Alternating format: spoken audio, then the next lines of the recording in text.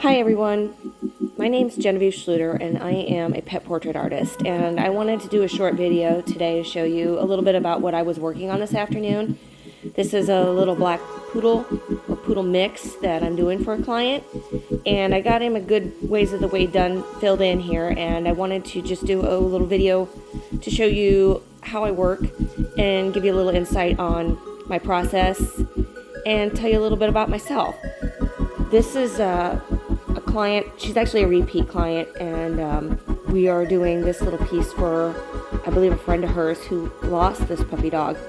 And so she sent me a photo, and he's actually sitting on someone's lap, I believe, and he's missing a foot, so we kind of had to fill some things in and make him look a little more pleasant. So we're doing all this blending with a blending stump here and getting this all worked in together and blended. And once I'm done with that, then I'll go on to the next step, which will be taking a highlighter, an eraser, and highlighting all the areas that need to be. It's a little bit different than what normal classically taught artists do. They kind of work in a little different fashion than this, but I taught myself how to do this doodling in school, basically. So what I did kind of just fit my needs, and I could work with it however I'm most comfortable and however gets me the best results.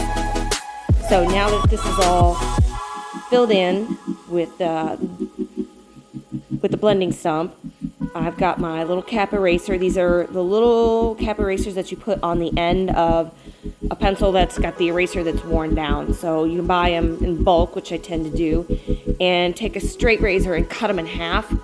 And that way, cut them in half so that the very top, what the point is in half. So you've got this really fine, tight edge of an eraser that gives you all that ability to get that fine detail and work in the highlights of all the fur and stuff.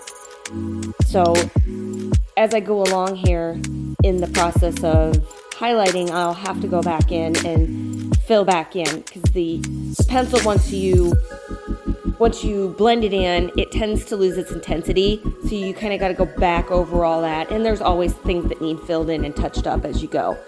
But this gives you an idea of how all that process works for me and how it can work for you too, as a matter of fact. I work pretty much as a commission artist, so anybody who would be looking to have something like this, a lifelike piece done of a pet that's here or passed on, please let me know. I'll have some links in the description here so that you can find me. You can find me at gensart.net. GENSART.net is my website. And I've also got an active Etsy shop, and I'm all over line. If you look, you'll be able to find some of my stuff and find your way to me. So here we're just cleaning things up a little bit and headed back on to the highlighting.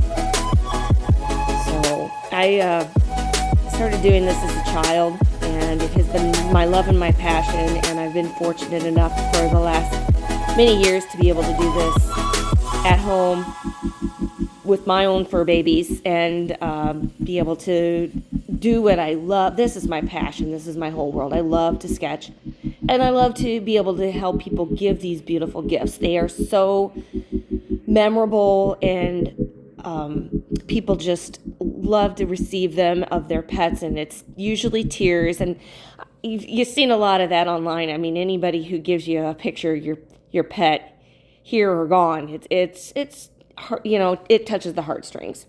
So here we are, just kind of going in and filling in. Right down at the very end of his ears were very much curly, like curled under. So I'm trying to get all that achieved and yet keep the balance here. Cleaning up as I go.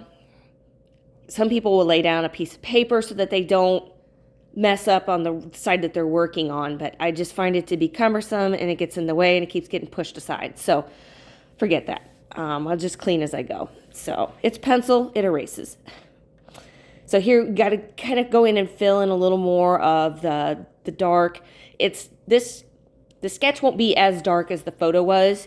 The photo's kind of really shadowed on the one side of the face to the point where you don't really want to go just that dark because it really obscures some of the details and the eyes and that sort of thing. You kind of want it to pop a little bit more than, and that's the whole point of having these done, is making a piece that people will love and is so much better than a photo could ever portray.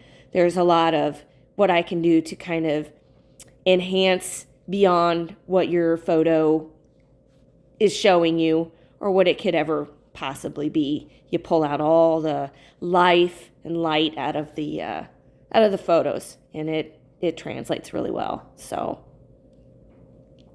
here we're getting everything cleaned up a little bit more, and I'm only going to go as far as the ear because I got to move on to other things. But I wanted to show you guys these, and please let me know if I can ever be of service for you and do this for you. Thank you, Genevieve.